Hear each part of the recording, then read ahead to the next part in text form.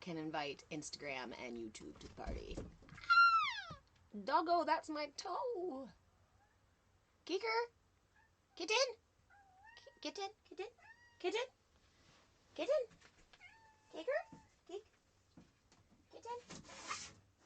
I'm gonna move out of the way. Come on, let's not get in. Get in, kick, kick, get in, get in, come on. Now is your time. If you're gonna come in, come in. Come on, Kicker. Kick, kick, kick. There's my boy.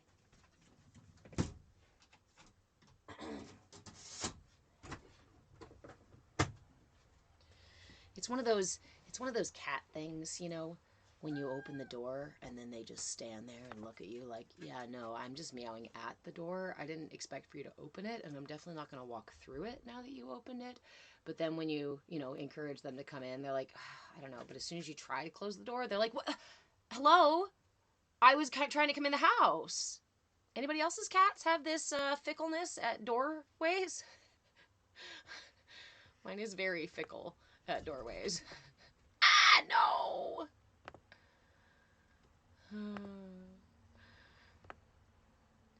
The truth is if I let somebody else take over my tech, there would be far less shenanigans. So maybe we just leave it like this. Robert, going back into the sauna, have fun. Can you run down a few stretches real quick? Yes. Officially hello. Yes. Morning, Maggie. Hey, Byron. How? Tapping Point. If you guys like tapping, if you want to get into tapping, hey, Cappy. Follow Sir Byron here with the Tapping Point. I'm going to pin the comment if you're still in here, even if you're not. I love you very much. All right. Yes.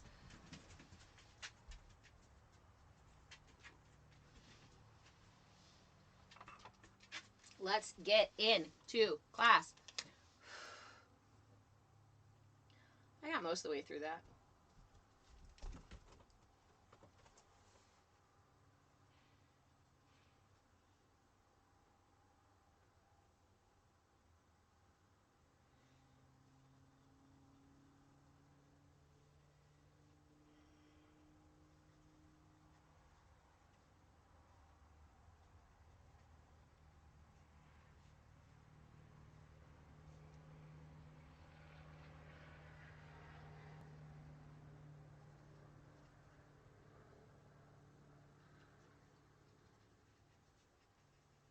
Okay, now we're done.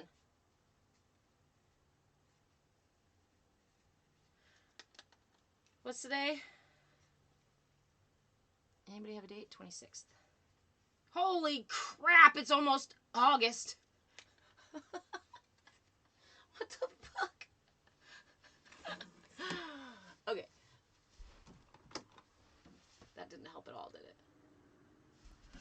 I feel like I'm Two-Face over here with some shadow in my face, but fuck it. As a Messiah, the less I try to understand cat behavior, the more I understand, right? Hi, Christina. Good morning. This year is flying by. It really is. Okay. I think I'm just going to have to look kind of two-facey because if I open this, then we got weird black backlighting. Fuck it. Duck it. Shenanigans. All right, y'all. If you have a place to put your butt, plop it down.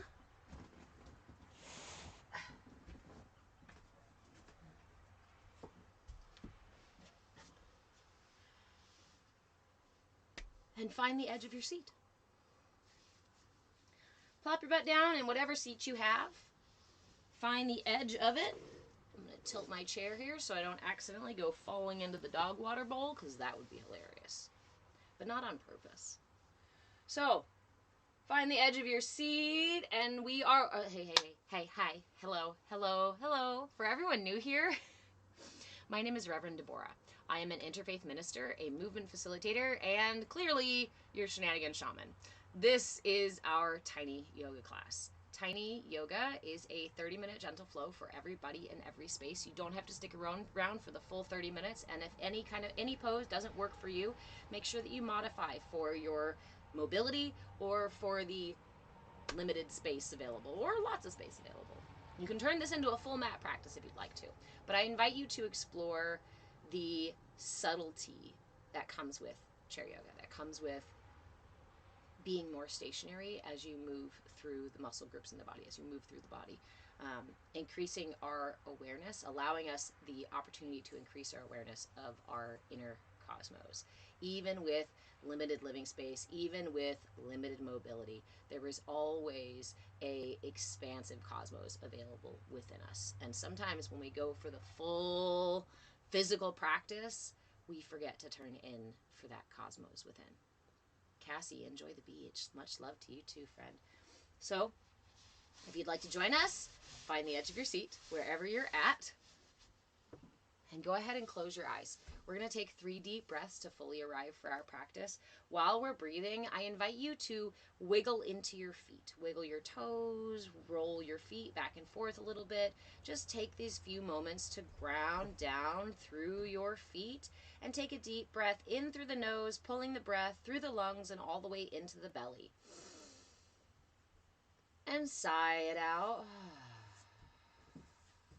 Inhale again, lifting the heart and lifting through the top of the head. And sigh it out, allowing the shoulder blades to melt down the back. Inhale once more, expanding the rib cage in all directions, front, sides, and back, and hold the breath at the top. See if you can take in a little more air. Just a little more. Just a little more. And let all of that go. Still with your eyes closed for just a moment, return to your feet. Ground out again. Lift your toes, wiggle them around. Lift your heels. Roll your feet back and forth, side to side. Warming up the muscles. Warming up the tendons. Saying hello and good morning. Rolling the ankles one way and then the other. And we'll ground the feet back down, placing the feet on the earth or wherever floor, whatever floor you've got there, and we'll move up to the knees. Just windshield wiper the knees, dropping them back and forth. Feel free to open your eyes at any point. Sometimes I go back to closing my eyes and open back up. It's just up to you. And again, it is about exploring the inner cosmos, so if you feel inclined to close your eyes, please follow that inclination. Windshield wiper the knees, back and forth. Scrub our proverbial windshield. And then bring the knees back to center. Check in. So the knees are shoulder width apart. And that the ankles, the feet they're at a 90-degree angle. So the knees are stacked right above your ankles. Knees stacked above your ankles. Knees shoulder width apart. Good morning, Dee. Hello, everyone. Ground out. And we're going to move into hip tilts. So just bring the awareness into each, lifting one butt cheek at a time. We're not trying to like tip ourselves out of our chairs. This is a really small movement, tipping with just the hips. See if you can do so without moving the legs too much, without losing the structure of the knees at that 90-degree angle, shoulder width apart. See if you can just kind of get a little bit of a butt lift. One side, two side. We're practicing butt lifts today.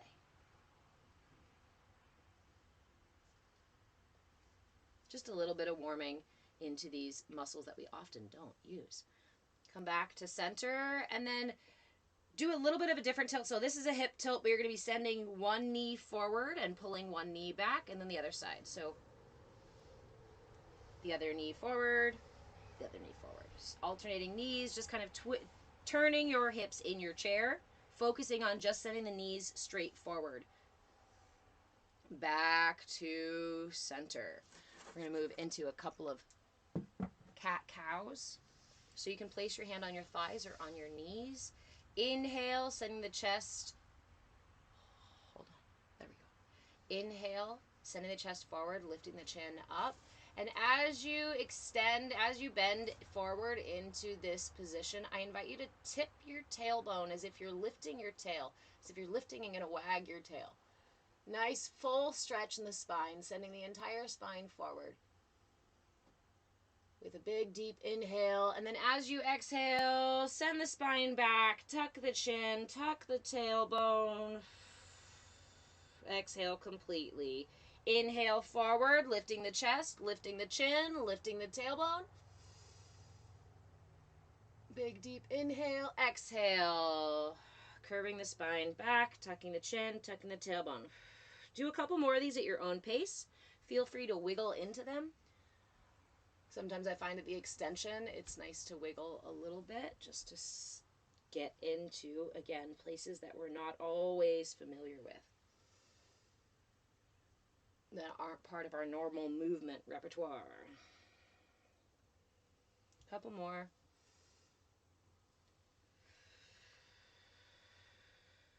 I really like to focus on the extension of the spine in this one, so take a couple more, making sure you're getting into your upper back, making sure you're getting into the hip tilts, matching the breath with the movement.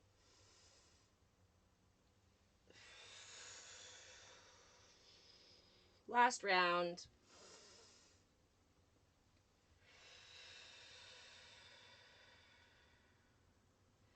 Come back to neutral. And we're going to bring the awareness into our hips. Use your hips. Imagine your hips like they are a bowl. And your spine or your tailbone is a spoon in that bowl. So take a moment and see if you can find that. I've got an uneven floor here. See if you can find that movement. Such a small movement. Again, ground your feet, knees shoulder width apart, 90-degree angle above, right above, stacked above your ankles. And then see if you can move into the hip. Not so much with your belly here, but a little bit deeper into the hips. Take your time isolating it. It's okay if it's a small movement. Sometimes it takes me a second to find the movement, and I find it's really jumpy until I find the deeper side of that movement. If you can't quite find the deeper side, come back up here and move your belly, and then move a little bit lower, and then move a little bit lower, and move a little bit lower, and see if you can get to that tailbone, stirring your pelvic floor, stirring this hip bowl. Move one direction and then the other. You can do half circles as you move into this. You can do weird wiggly stirs if you'd like to. Just find the bowl, find the bottom of the bowl, and get all the last bit of that delicious batter. Come back to center. Check your knees, check your feet again. Bring your palms together at your heart. And with an inhale, send the palms up and gaze up towards your hands. And exhale into a forward fold. You can rest your chest on your knees. You can open your knees up a little bit and lean a little further forward if that works for you. Today, because of my shoulder, I'm actually just going to rest here on my thighs. Wherever your spot is, wherever you've got yourself, go ahead and relax your head. Let your head hang, let your shoulders hang. And just take a couple of deep breaths in this space, using the breath to expand, to create space. Feeling the breath in the back body as well as the front of the chest.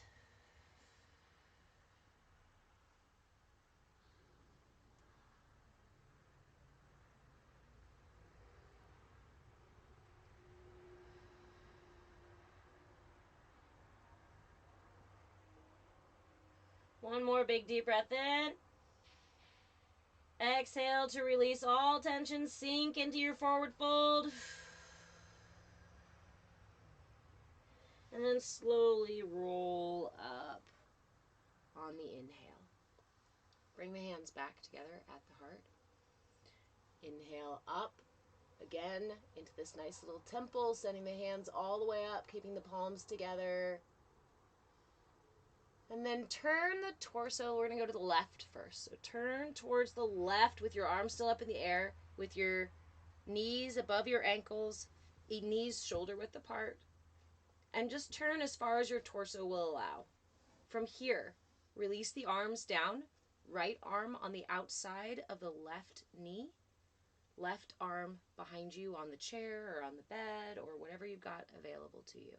Take a couple of deep breaths here. And allow the breath to be the thing that sinks you deeper into this position. Allow the breath to pull you out gently when you inhale and create space in the torso, and then exhale and allow yourself to sink deeper. There's two things I want you to pay close attention to here.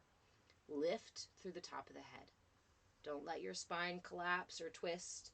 We want a nice long spine through the top of the head. And gently tuck the chin in just a little bit. So again, we don't lose the structure of the spine.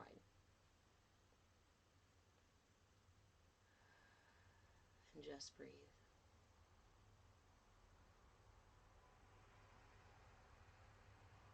Inhale to create space. Exhale to release any tension.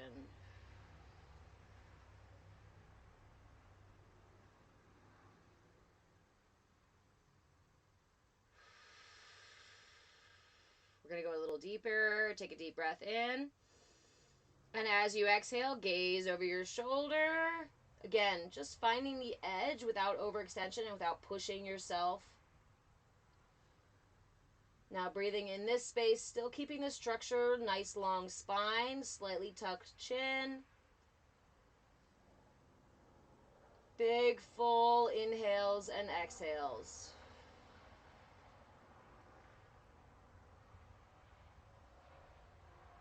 Feel the work that the breath is doing, kind of massaging the spine, wringing out the muscles, massaging the muscles around the spine.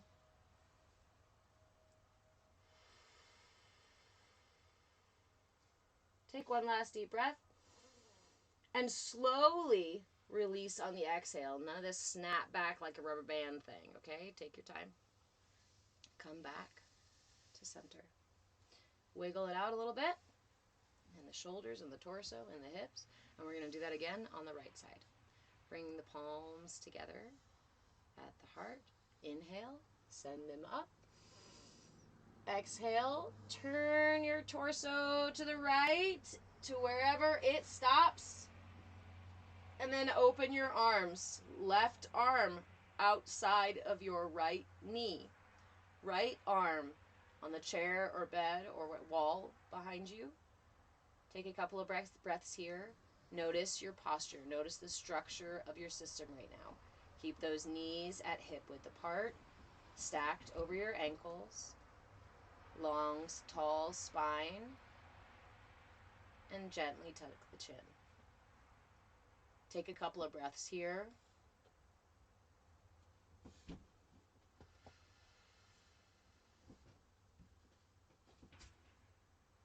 Letting the breath do the work.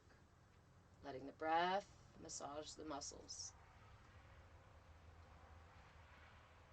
Take another big deep breath in. And as you exhale, gaze over that back shoulder. Still keeping the structure, nice long spine. Gently tucked chin. Letting the breath do all the work.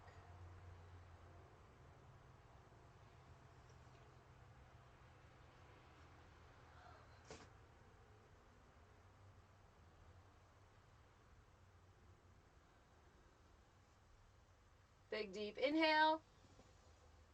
And slowly exhale as you come out gently from your twist.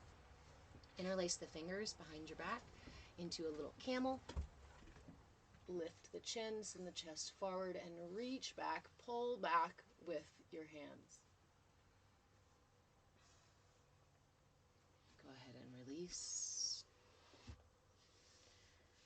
Now you can place your hand on the side of your bed or your chair or bench or whatever you have. I don't have those sides, so I'm going to go ahead and cross my right arm to my left thigh so we can move into a side stretch, and this can help support my upper body. So this is really important though. If you're going to do this, if you're going to use your right hand across to support this side stretch, I implore you to again pay a lot of attention to your knees. Keep them at shoulder width apart.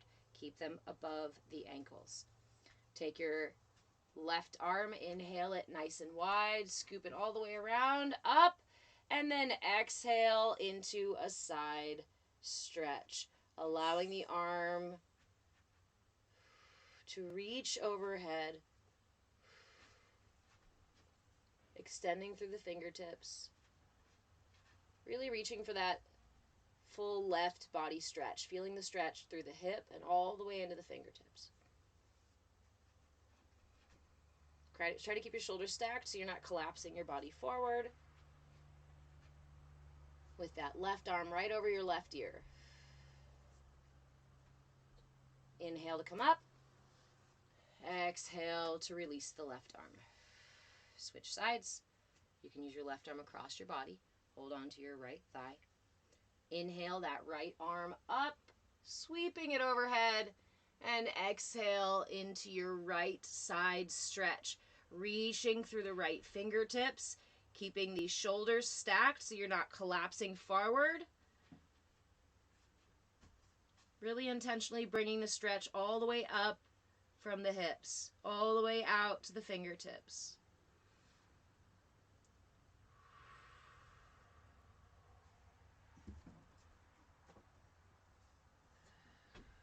Inhale back up.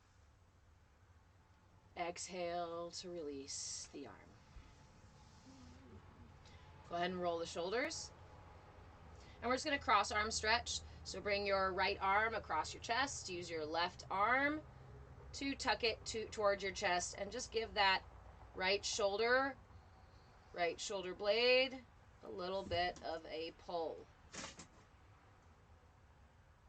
Breathe. Again, letting the breath do the work here for you.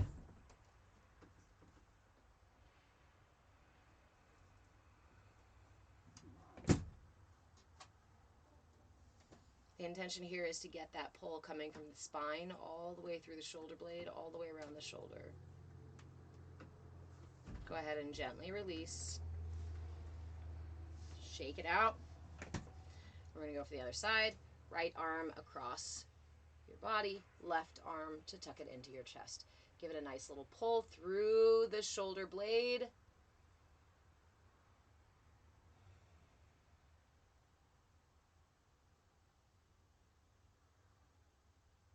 Letting the breath do the work.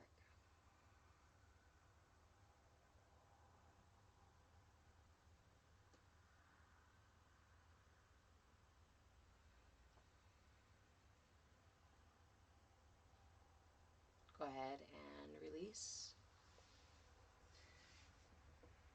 Roll the shoulders back. Couple of rolls, roll the shoulders forward. We are going to keep getting into the shoulders here for a minute. Like I said, my shenanigans the other day messed up my shoulders. So we're going to move a little bit. We're going to spend a few more moments here, and then we're going to move to our breath work and our mudra. So the pain for me is in my right. I'm going to start with my left today. So bring your right arm overhead to rest gently on the left side of your head. Lift your left shoulder. Oh, we're losing, you guys can't quite see it. Okay. Lift the left shoulder and let the arm hang out so that the arm is parallel to your shoulders. Hand hangs. And then gently tilt the right ear down to the right shoulder. This alignment here is important. You don't want to be leaning forward or we're not going to be hitting the muscles we're looking for. So bring that spine nice and long, lifting through the top of the head, and with the hand, allow the hand to assist the neck. We're not trying to pop the neck. We're not trying to do snap, crackle, pop, anything like that. Gently, just adding a little bit of assistance, tilting the right ear right towards the right shoulder. And from here, we're going to inhale, small movement up. Exhale, small movement down. Again, exploring the subtlety here of that muscle and the movement here in the shoulder up through the neck. Small movements, inhale up, exhale down, keeping the hand relaxed. Do as many of these as you feel comfortable with.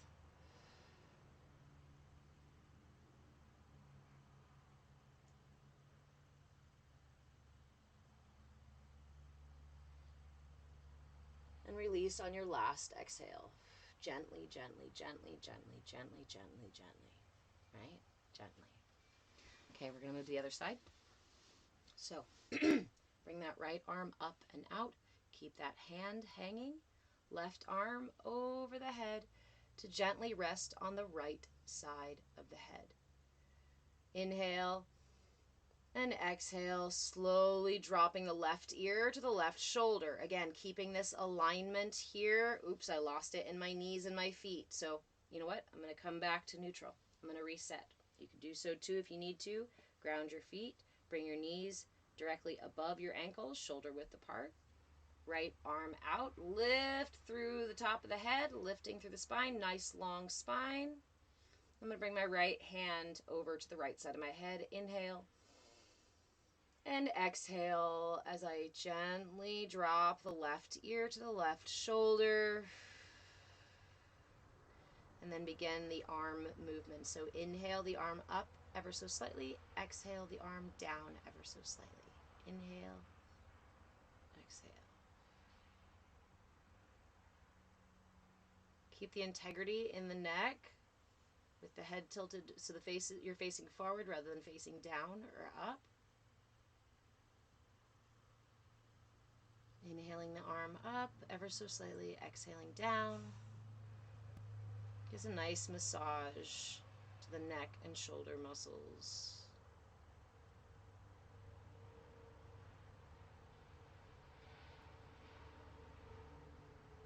And go ahead and release on your next exhale.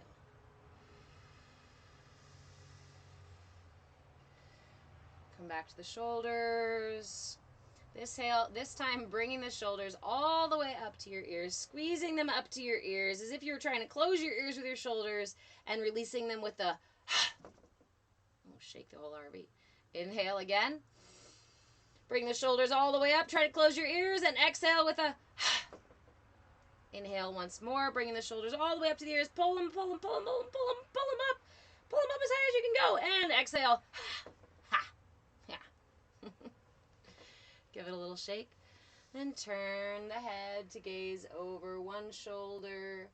Turn the head to gaze over the other. Moving into the neck now.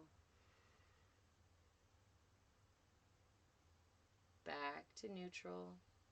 Lift the chin up. Tuck the chin down. Lift the chin. Tuck the chin. And roll one side all the way around, nice and gentle. Hello, muscles. Once you reach, then switch the other side.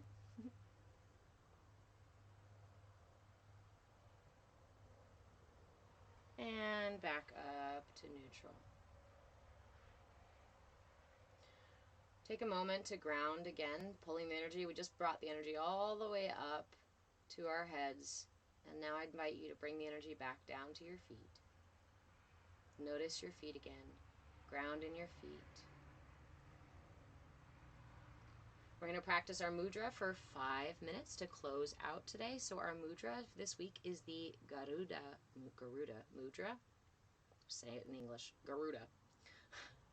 You bring your palms in, facing each other, or palms in, facing your chest. Bring your pads of your thumbs to touch. Now, unlike most of the other mudras where I say no more than the weight of a nickel, not too much pressure, this requires some pressure. You absolutely want some pressure on there. Make sure that your pads are touching so you can put that pressure between your pads, the pads of your thumbs.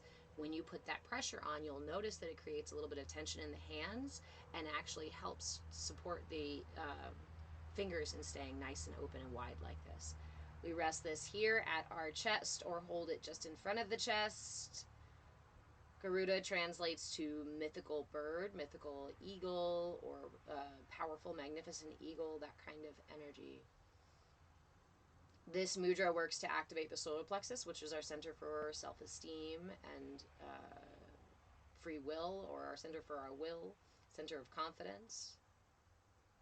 And then it pulls this energy up because it is a bird. It is that high solar energy. So it pulls the energy from our solar plexus all the way up through our upper chakras, helping to clear any blockages in the upper chakras as we mature into a place of wisdom. Wisdom, the kind of wisdom that comes from experience, that comes from being able to see the big picture. So this is the mudra for maturity. boosts our solar plexus, boosts our confidence, and helps clear blockages in the heart and the throat so that we can communicate and receive communication better with others, as well as with the planet, right? And we move up to the third eye so that we can communicate better with our higher self and receive that wisdom that comes with maturity. Lifting us, of course, all the way out the top of the head to self-actualization. So we're just going to spend a few moments here with this. You can have your eyes closed if you'd like to. You don't have to close your eyes. JC, you can find demons in anything that you look for them in. That's the funny thing about them. That's the funny thing about the shadow. When you seek the shadow in the light, you will always find some.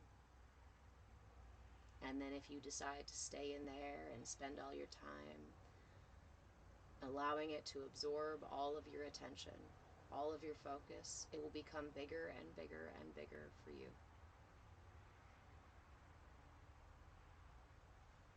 Yoga simply means union. And all of the practices taught by this way of understanding the world are intended to bring you into union with the greater cycles of all of creation.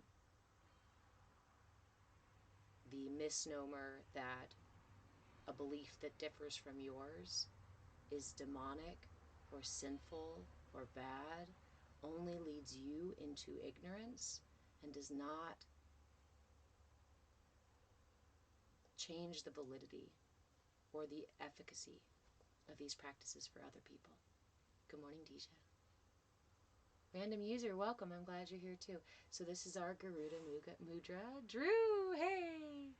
We are sitting with our Garuda Mudra for a few minutes. It's important to sit with your mudras for a minimum of 5 minutes because it takes 5 minutes for it to kind of circulate through your system. So to do the Garuda Mudra, as you can see, it's relatively easy. The important parts are to bring pressure. Unlike most of our mudras where I say don't put pressure, this one requires some tension. This one requires some pressure. So bring pressure to the pads of your thumbs and keep your hands, fingers extended, hands nice and open. You'll notice when you put the pressure on your thumbs, it'll actually create some pressure that kind of almost creates that open finger thing happening. So just hold it here. This is also really good to do out in nature.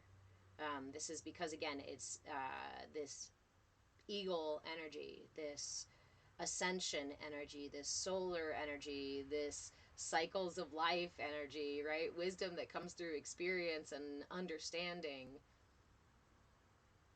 This is a really beautiful mudra, and I encourage you to sit with it for longer than 5 minutes if you have it available to you. If you would like to join me for a meditation with this mudra, we will do an extended meditation on tomorrow, on Saturday. On Monday, we sit with our mudra for 5 minutes and we don't do anything else. We just experience the mudra. On Wednesday, we added a little bit of breath work to this. We did some bellows breath. And then, because that activates the solar plexus too. And then on Saturday, we add a visualization piece with the breath work, with the mudra, and we do the whole shebang. That starts at 10:30. I go live at 10 a.m. tomorrow morning for this meditation in class, but I won't start the meditation until 10:30. Tiny yoga starts pretty much at 10 o'clock. 10:30 is when the meditations start, because typically I get started with the meditations talking, and we don't get into the meditation until 10:30. So anyway, if you want a more in-depth meditation that goes with this, I invite you to join me tomorrow for that meditation. But you can, again, you can sit with this Garuda Mudra anytime. I always say, if you're sitting there watching Netflix or something, or you're in the passenger seat of a car, or you're, on the bus or what have you, hold your mudra. If you're waiting in line for something, hold a mudra. Some of the mudras are not this conspicuous, although I'm sure you could just do this. I've never had people chide me or be weird in public about it. The only thing I've ever had is people ask me, what am I doing, right? And then usually be like, oh, cool, that's a mudra. So I encourage you to share your mudras with the world.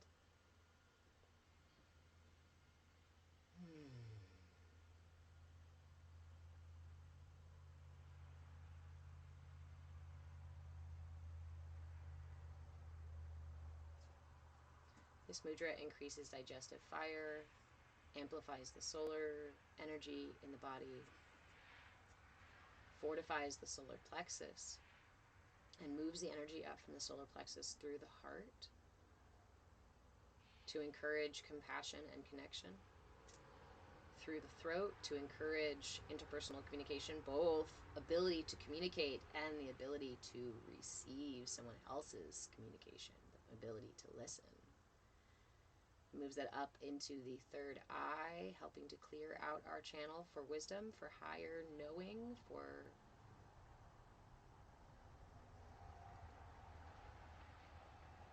receiving guidance, both the guidance from above as well as the guidance from within. Pulling the energy all the way up to the crown so that we may experience that transformation, that transmutation of the phoenix, of self-actualization, rising from the ash of the matrix material world and ascending to the stars. Feel free to sit with your mudra for longer if you would like to. If you would like to add a pranayama practice, you can just sit with your mudra if you'd like to just sit with it by itself, is what I'm saying. If you'd like to stay sitting with your mudra, stay sitting with your mudra. If you'd like to join me for some box breath. Live video violation? What? Okay. What did I do? I don't even know. All right. So, let's add some pranayama to this. I need some box breath with this. And I chose box breath today because box breath, square breath, right, is a equal part inhale, hold, exhale, hold. One thing that we acquire with maturity is the ability to stay calm even in the face of situations that are a little bit challenging. Box breath seems like a simple thing, right? But one of the things I notice with box breath is that even after lots of practice with it, sometimes my breath and my body become a little bit when we're doing the holds. Inhale, hold, exhale, hold. That exhale, hold, for a lot of us can be a little bit harrowing because the system feels that as there being no breath. And what does the system want to do is immediately inhale. So box breath really helps us to sit with each stage. That inhale, birth, hold, life, exhale, end of life, hold, death. Inhale again. So it's a representation of this movement, these cycles. And this one, coupled with the maturity mudra, can help us cultivate the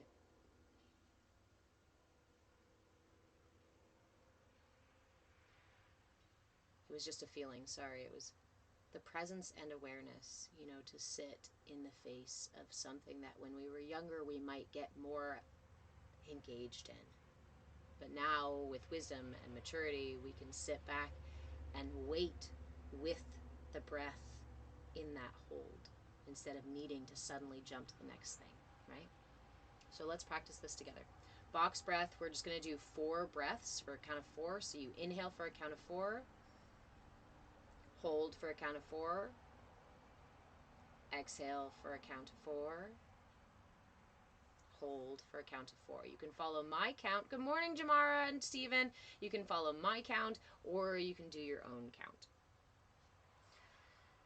Actually, okay. Inhale, 1, 2, 3, 4, hold, 2, 3, 4, exhale, 2, 3, 4, hold, 2, 3, 4. Inhale, 2, 3, 4, hold, 2, 3, 4, exhale, hold, 2, 3, exhale, 2, 3, 4, hold, 2, 3, 4. You get the idea. Go ahead and do it on your own. I'm going to join you and breathe along. So let's do a couple more rounds of box breath. Remember to really see if you can sit there through the even 4 count for every single one without the need to jump, without feeling frantic. And if you do, notice these feelings within you. I encourage you to just hold space for them, like a wise elder would watching a younger one try to figure out this breathwork thing. Go at your own pace. Inhaling and exhaling through the nose.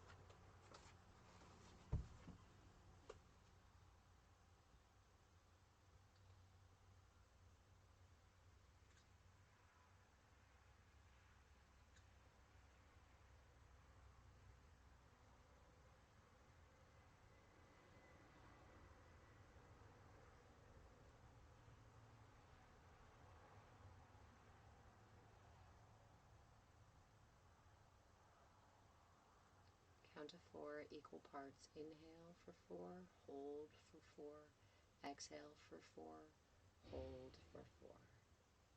Cultivating the presence to hold space, even when our breath starts to catch, even when our lungs go, hey, wait a minute, we're not supposed to be holding on it. Inhale for 4, hold for 4, exhale for 4, hold 4.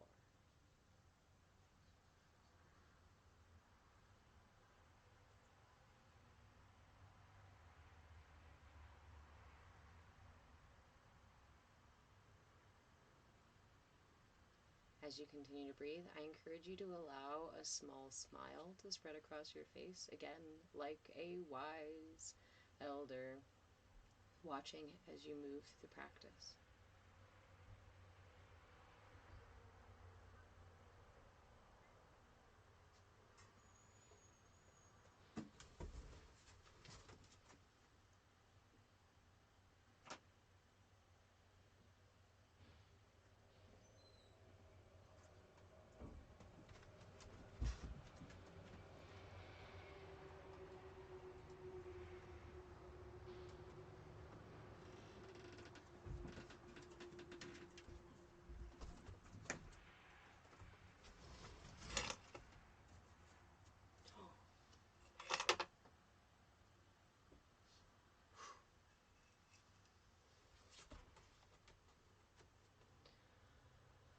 Okay, my friends, you can stay with your practice as long as you would like to, either with the mudra or continuing with the box breath. When you feel complete, I invite you to bring your palms together or simply lay one over the other at your heart in gratitude for today's practice. In gratitude for these magnificent meat bags that we get to drive around in this lifetime, and in gratitude for the tools and practices that allow us to heal and align.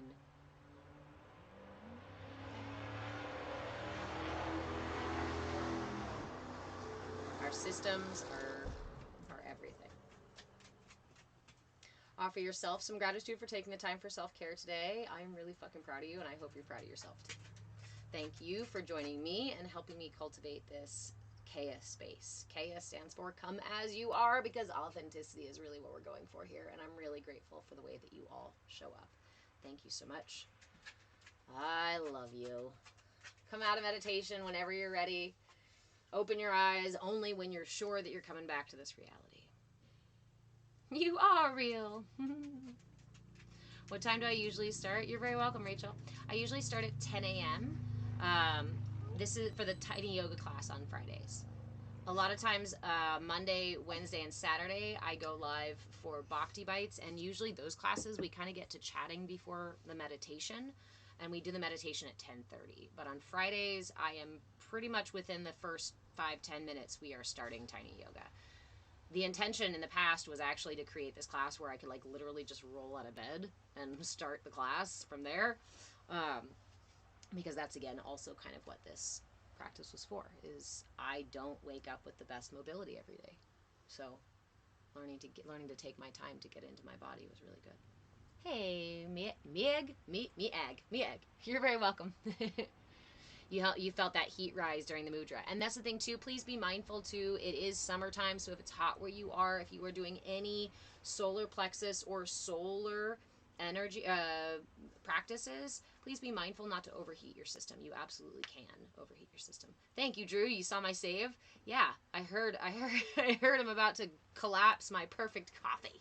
Ha! Dog. Total dog move. But I do also have a schedule pinned at the top of my content. And if you join us in the Discord, you'll get reminders about all my classes. It's not quite time for the ball.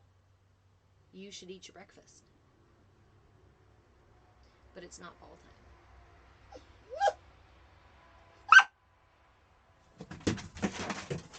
It's now ball time.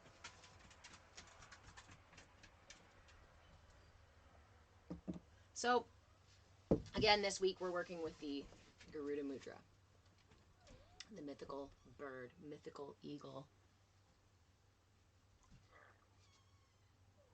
Cultivating maturity. Hi, Littles. You coming inside? Come on. Come on. Come on, kittens.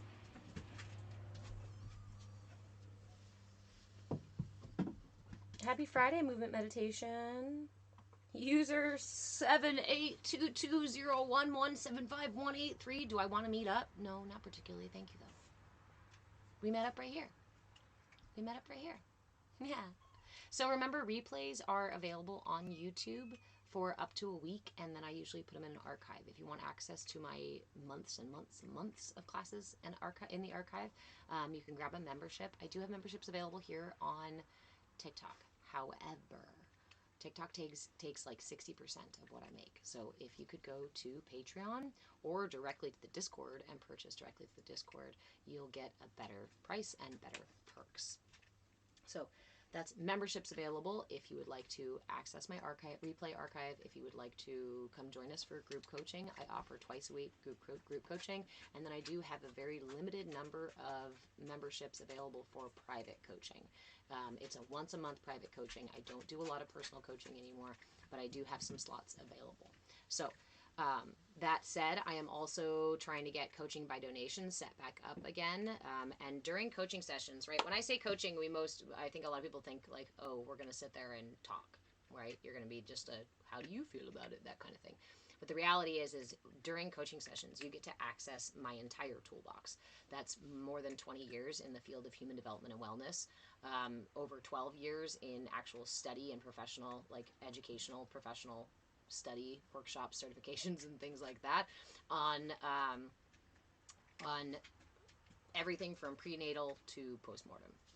I've worked on all parts of the spectrum, and I have tools for all those different things. So during coaching sessions, we can do a yoga flow. We can practice mudras.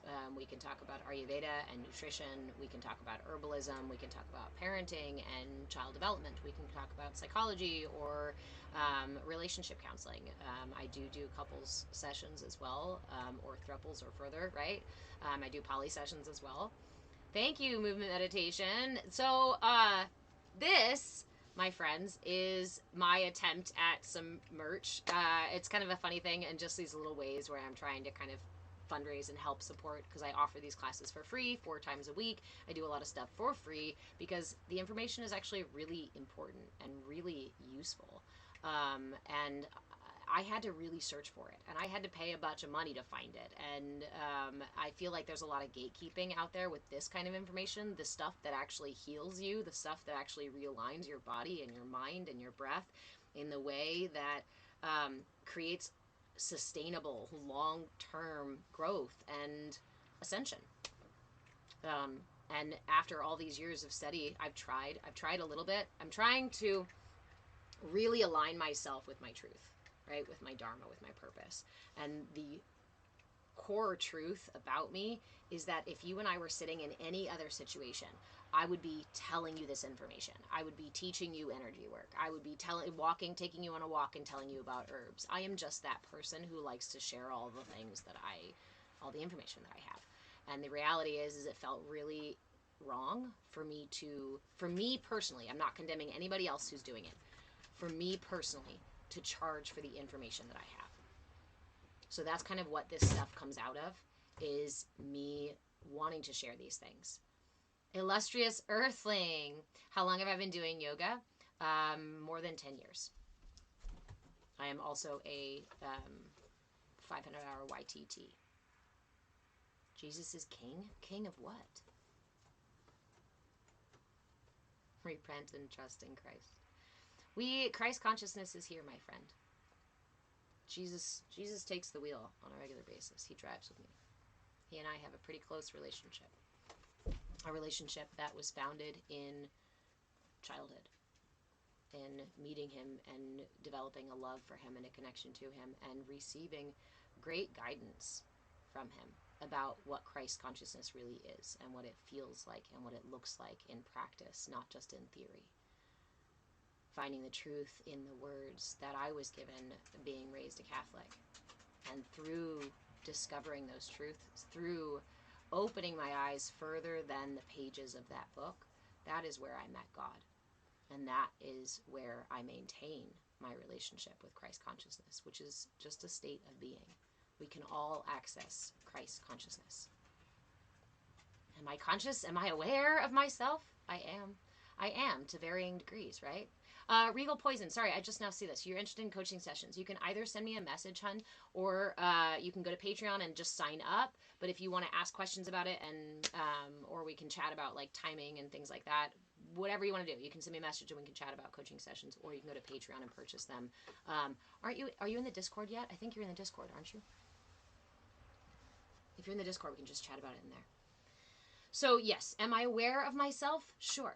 We all are aware of ourselves to a certain degree. Awesome, Regal Poison. Yeah, I'll send you a message, hon. Or if you can send me a message, I'll write a note, but sometimes I forget.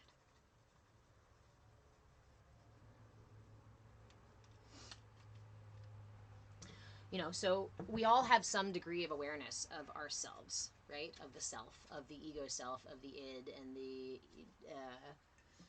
id and the ego. But mindfulness, right? These practices are an exploration of the more subtle layers of the self. So I could come from a gross aspect, right, and say I am just me. Or maybe we can use the classic cultural idea of like I have an angel or a devil and an angel on my shoulders, right? And this is all that is me, is my sinful side, my godly side, and the person that has the discussions with him, right? This is like, it's like when a child learns to move their body first. It's gross motor skills. We move our whole arm before we move just our fingers. So when we're talking about becoming aware of ourselves, gaining awareness, or reaching towards self-actualization and enlightenment, it's not something that we just wake up one day and go, oh my gosh, I am totally familiar with every aspect of myself and how it relates to every aspect of everything else outside of me. No, this is something that comes with maturity of practice. Mindfulness is a personal practice. The more you sit with it, the more it will resonate within you. And after years of doing a lot of these practices, I found that there's a little piece that kept me from making the progress that I wanted to see, kept me from experiencing the things, the inner peace, the awareness of more subtle parts of self, the listening to my guides, the hearing my intuition, that kind of stuff. There was a subtle piece I was missing that actually got me to those places. And that was trust. What? What do you mean trust? In who? In what? In yoga? No, in you. Do you have a trusting relationship with yourself? Do you trust yourself to make the right decisions with your finances, with your resources? Do you trust yourself to set boundaries when you really want them? Do you trust yourself to speak up for your needs Do you trust yourself to tell the truth? Do you trust yourself to do the right thing? Do you trust yourself to take care of yourself? Do you trust yourself to protect yourself? Do you trust yourself to feed yourself well? Do you trust yourself? You know what I mean? Like, everything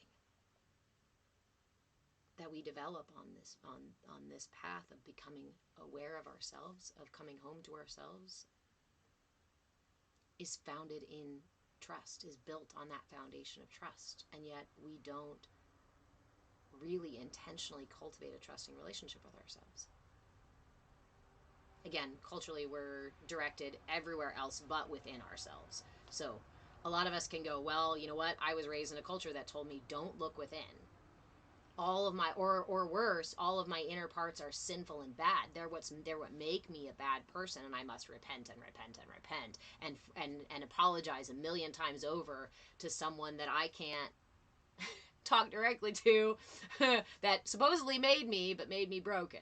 No. All of that leads you outside. All of that leads you away from this here. Lori, as a child, my Catholic upbringing put the fear of God, literally. I don't know if I ever really got the fear of God, and that's partially because my stepdad was fearsome. And so instead, my connection with God, even through the Catholic Church, was begging him for relief. And actually, that's how I found Christ. And how do I hold space for this pain? Because the pain of, as a child, the pain of an aggressor, an adult, a caregiver doing horrible, hurtful things to you is not all your pain. It's also their pain, right? It's their pain that's being weaponized and put onto you. And so I used to ask Christ, I'd say, how do you hold this? I can hold my pain. I stub my toe, that shit hurts. I hit my head on something, that shit hurts. But there's nothing I can do about someone else's pain. And if someone else keeps weaponizing their pain and using it to hurt me, how am I supposed to do? Because this is isn't that not what Christ experienced? It wasn't just, he could hold space for his pain and others.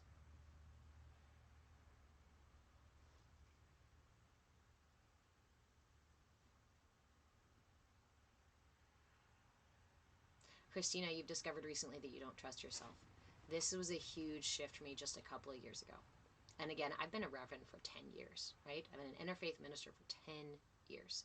I have been practicing yoga for more than 10 years now. I have been doing a lot of these things, putting these things into practice, working along the lifespan with other people, and I was able to help other people through and do this other stuff, right? But I wasn't taking care of myself. I was weaponizing my care. What? Yeah. The big, huge, screaming open heart chakra that says my value is only in what I do for other people, and so I weaponize my need to take care of other people and never build a trusting relationship with myself because I don't take care of myself first. And then oftentimes when I'm doing this and weaponizing my care for other people, I'm attracting other people who have a deficiency here, so are going to succubus me dry of that energy. These are those codependent relationships, twin flame sort of dynamics, that kind of stuff. Can they lead us toward our healing? Yes, but they often do not. They often perpetuate our imbalances. And it was, you guys have probably heard me talk about it a little bit. I don't share a lot of details, but I kept repeating the same patterns from my childhood, as we often do, because I was unaware of the pattern that was calling it in over and over again. And I finally nearly lost my life 3 years ago or so because of a situation that I got myself in. It was bad. It was really bad. I barely got out of it. And the year after was one of the hardest in my life because I had still operated from this idea that if I just did the right thing, said the right thing, took care of the right person in the right way, that I would be loved and safe, right? that I would be right. Everything would be right in the world.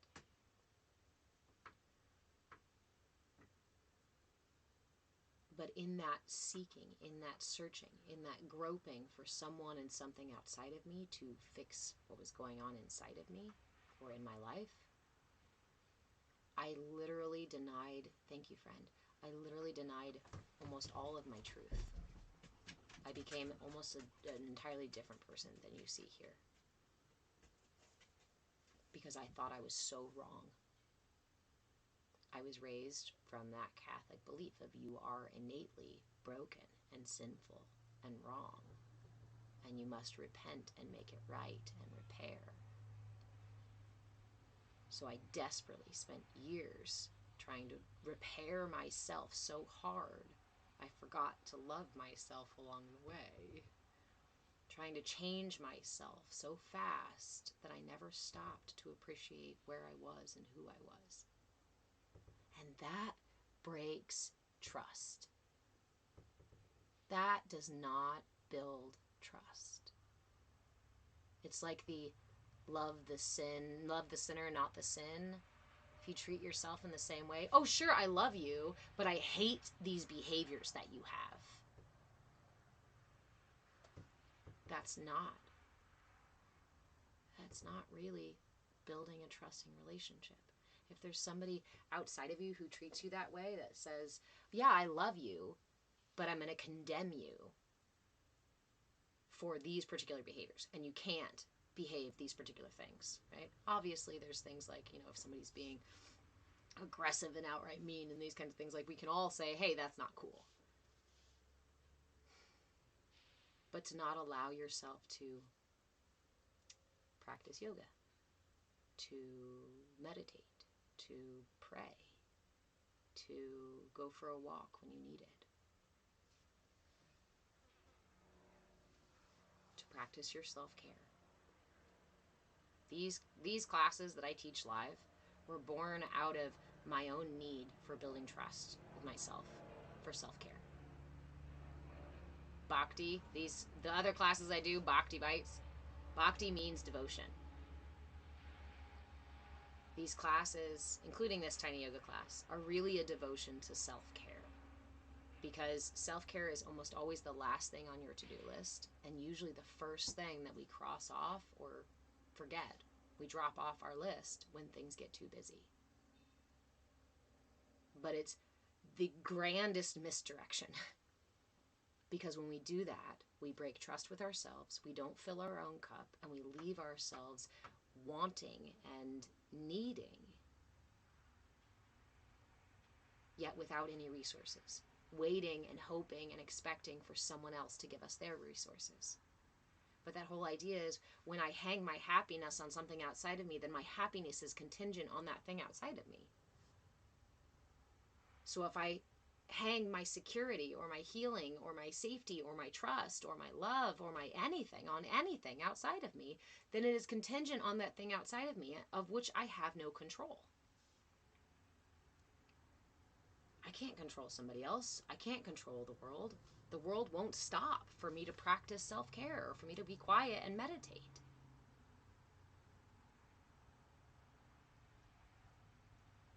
Pain is something that rises and falls in life, right? We can't stop that cycle. There's still a chance that you're going to leave right here and you're going to go stub your toe. But suffering we can choose. And suffering we don't have to choose. Yet we often choose it.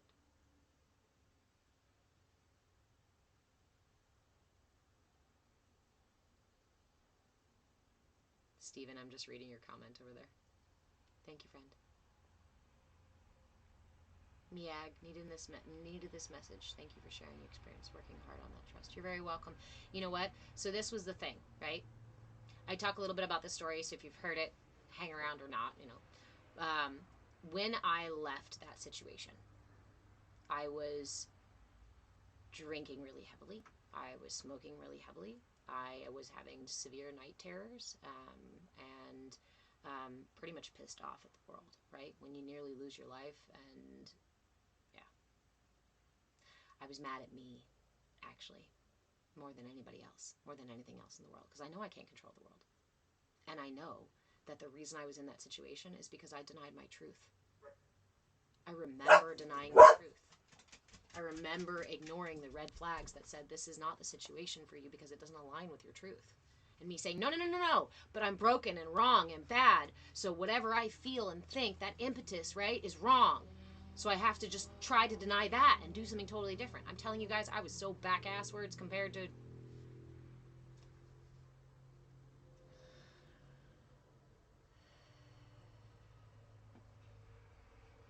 So in that state, I really didn't feel like self-care. I really didn't feel like restarting my yoga practice. I really didn't feel like praying and talking to God. I really didn't feel like going into my internal landscape and meditating. I was fucking furious, and I didn't have much left. But I did find one little thing.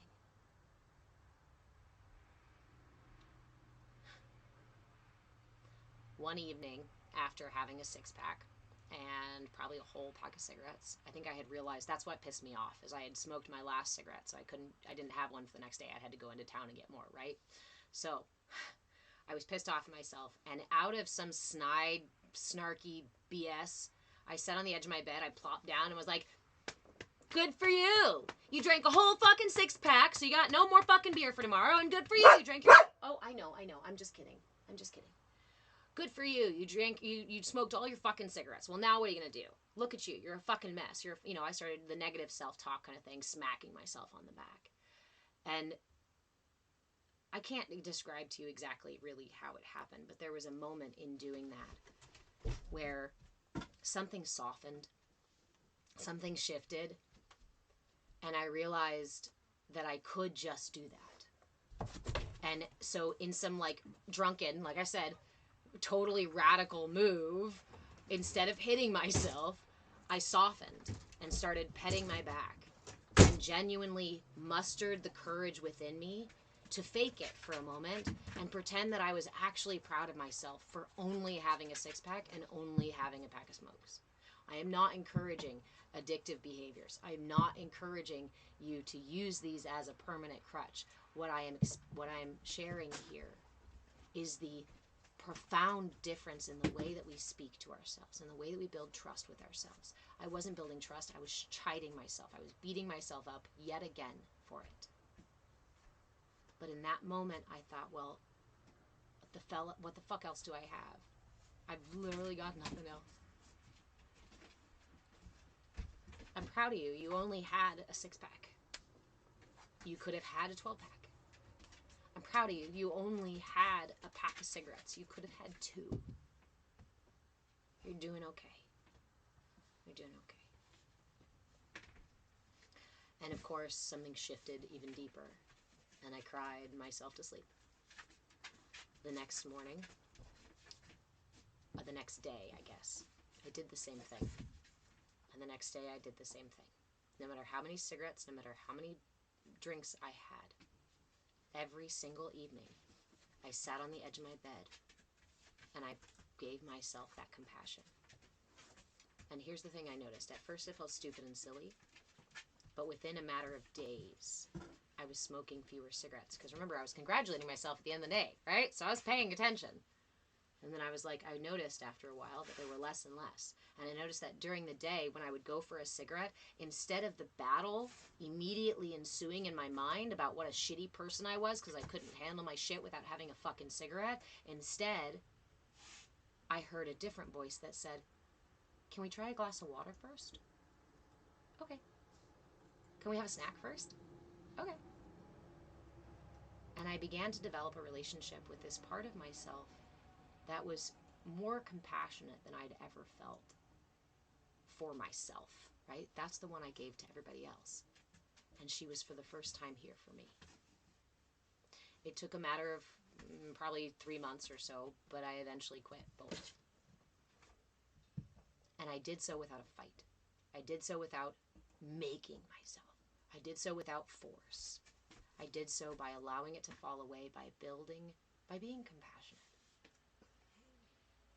Yes. I finished my thankful. Okay, good job. And the old stuff? Which one?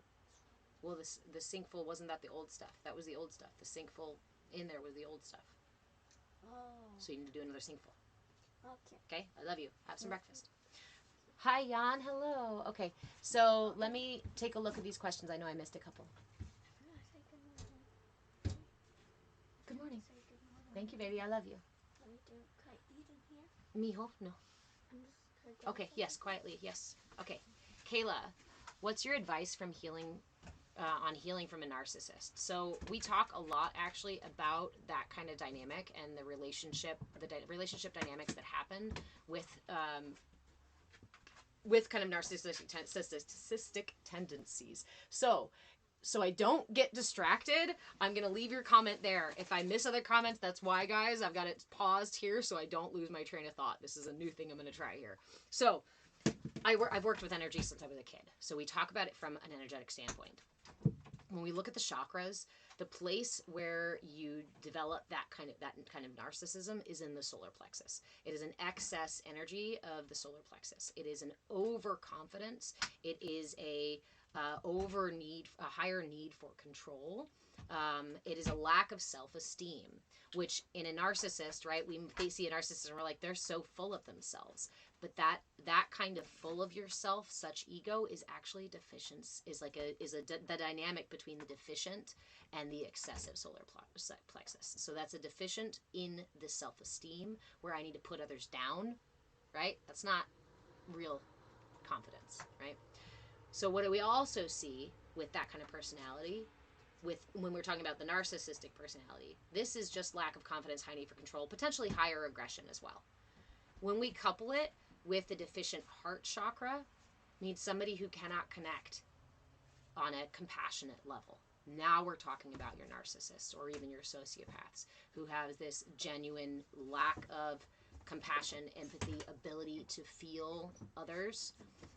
We may even see blockages in the throat chakra, which is about communication.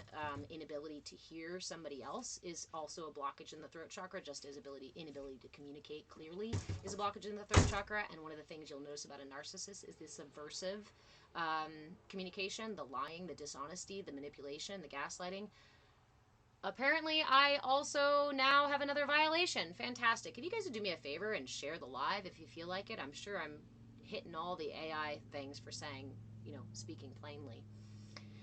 Anyway, speaking of the throat chakra, a deficiency here in the throat chakra in regard to their ability to communicate clearly, and the high degree of dishonesty means major blockages in the throat chakra. And also, let's go up even one further. A narcissist or a sociopath is going to also struggle with blockages in the third eye and the crown chakra.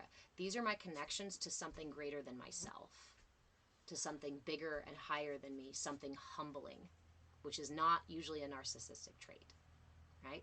Yes? Could I maybe listen to Audible? Son, I am teaching a class right now. No, you may not listen to Audible in here. No, if I eat in there, could I? Yes, that's fine. Thank you. Okay, I love you. So, this is the archetype of a narcissist.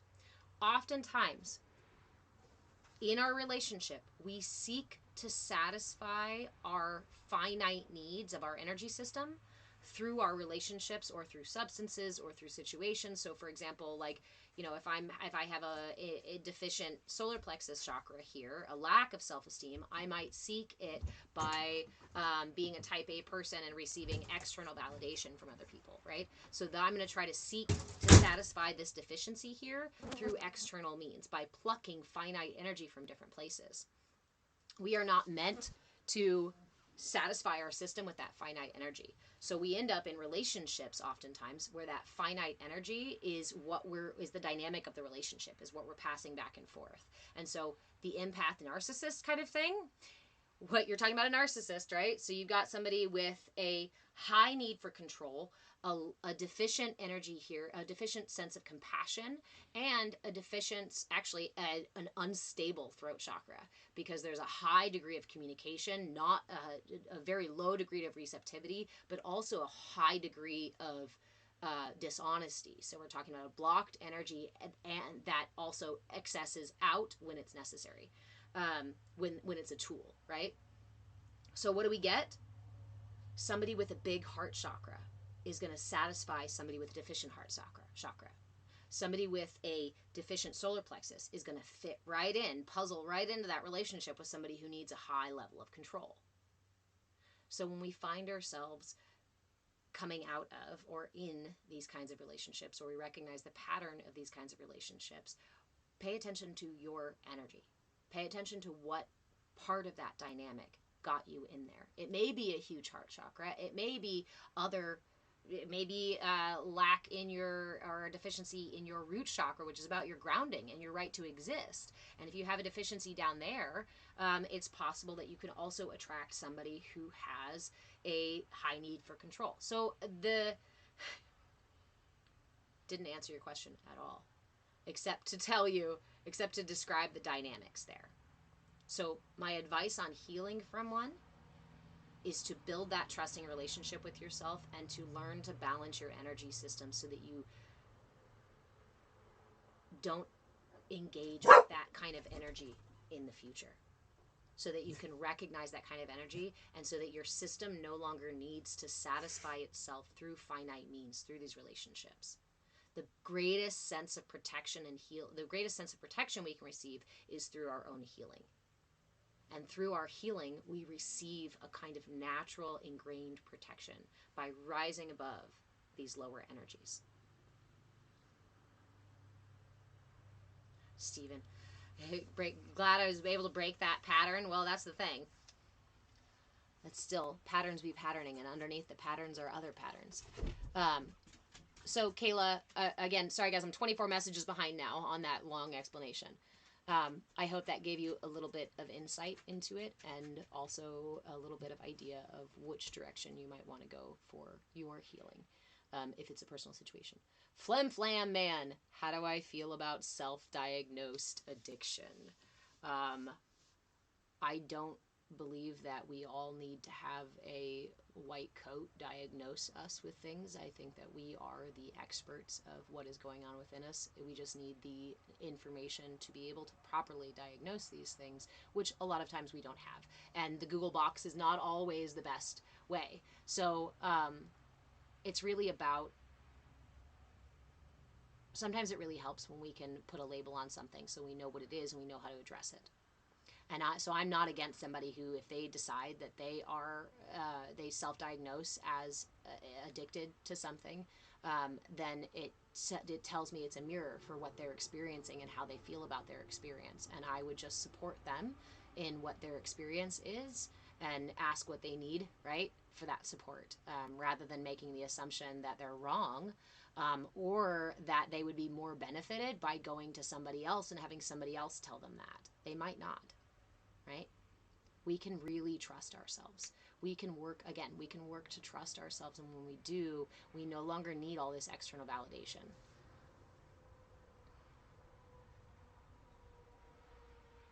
Good afternoon, Krista. Hi, guys.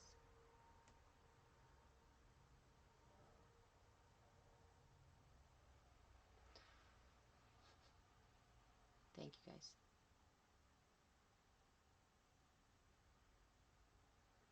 Jan, narcissists are the best teachers. Love them because they suffer more than us. You know, you guys may have heard me say it before, but I really like to imagine humanity as a body. When we do this, we can recognize the need for all the different parts, right? We can say, oh, of course we need the beautiful or wise or helpful people in the world, but maybe we don't need the other parts. Well, let me tell you, we need the eyes to see. We need the ears to hear. We need the shoulders to carry the weight of the world and lift our burdens. We need the hands to hold us, and we need the feet to carry us forward, right? We need all these parts of the body. We also need the sweat. We also need our armpits so we can sweat and release toxins. We also need the nose hairs so we can catch all the debris before it gets into our brain space, to our lungs. We also need the asshole to process the bullshit, to process the shit of life and the shitty energy and the low, dense bullshit that we don't need. So when I see somebody being an asshole, when I see somebody with that huge ego thing on, when I see all of that happening in somebody else, you know what I do now? I used to judge. I used to get to that place of like, oh, you really, really rub me wrong. And still sometimes they do. But I try to shift it every time and remember, even my body has an asshole. But my asshole is the only one that I have to concern myself with. Give yourself permission to only concern yourself with your own asshole. Funny. No violations on TikTok for talking about that, but say the word narcissist and they're like, hate speech. You violated something. You're making the community feel unsafe by talking honestly with them. Tammy, you have your first experience in a romantic relationship with a narcissist. Lucky you. Well, lucky you that you can shift that pattern, right? Instead of having a lifetime full of them. Jan, you have a very important question. Ready? Here goes. Who said what to who, where, and when? What? Jan, what? What? Who, what, when, where? Thank you for the guest friend. Thank you. Stephen, thank you, my friend. I'm grateful. You guys know, you know that my mantra for a long time has been just to strive daily to inspire someone. Strive daily to inspire someone. And I hope I inspire you to build trust with yourself. Because it was a lifetime, you know. I'll be 40 this year, so we're talking 37 years of not trusting myself. 37 years of giving myself and my resources away to other people because I thought that's what my value was. 37 years of exploring my relationship with a higher power and with myself, with something far greater than me and with nothing but me. I intentionally, diligently sought out these tools, studied these tools. But even these tools, without that foundation of trust, only got me so far. So, thank you, friend.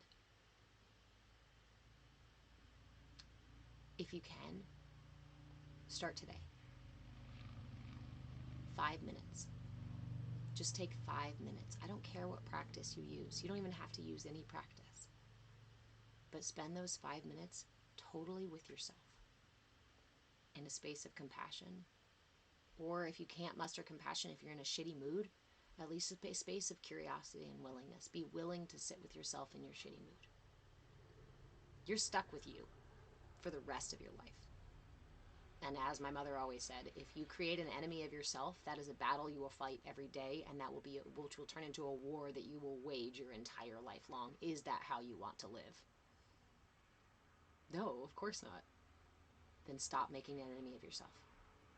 Then you need to build trust with yourself. Then you need to learn to accept all the aspects of yourself, no matter how much other people have judged them and therefore taught you to judge them.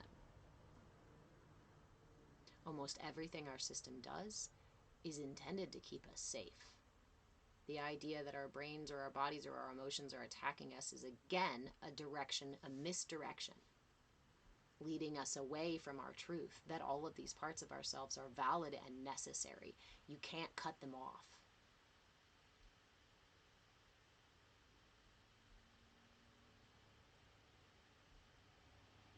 I have found in my experience that you don't get rid of any of them. All these parts of self. I talk about my parts of self like pirates on a pirate ship, right? You can't make somebody walk the plank. I've tried. They end up in the hull. They end up coming up the side with a knife in their mouth. Like they're fucking pirates, man. You can't make one walk the plank. I've never been able to completely get rid of some character part of self. Because energy never dies. It just transfers. But what I was able to do was find that some parts of myself, particularly like the road ragey part, the quick to anger, short-tempered part, that was trying to protect me. Immaturely, yeah, because it developed when I was immature. And unexamined, many of us spend the rest of our lives operating with the tools that we learned when we were 2 and 5 and 15. And we never mature beyond it. Because we never look. We never think about it. We never question, is there another way to be? We say, this is just who I am. There's nothing I can do about it. It's just who I am. Argue for your limitations, and indeed they are yours. So if that's who you want to be for the rest of your life, whether it serves you or not, well, my friend, then hats off to you. It's more power to you. Go ahead and whatever floats your boat. I personally don't like having a tantrum in the grocery store. I personally don't like saying things that I have to apologize for again and again and again. I personally don't like having to fight myself over self-care.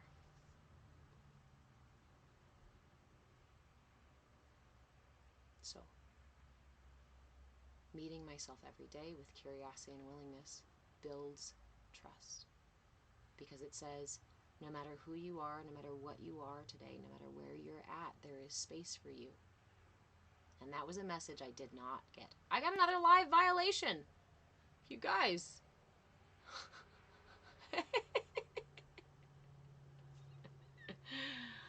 Holy moly.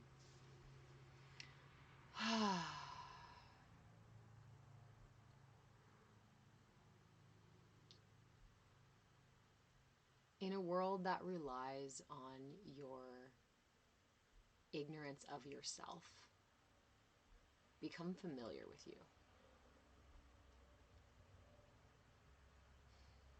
In a world that relies on your ignorance of these tools and how to use them, become familiar with them.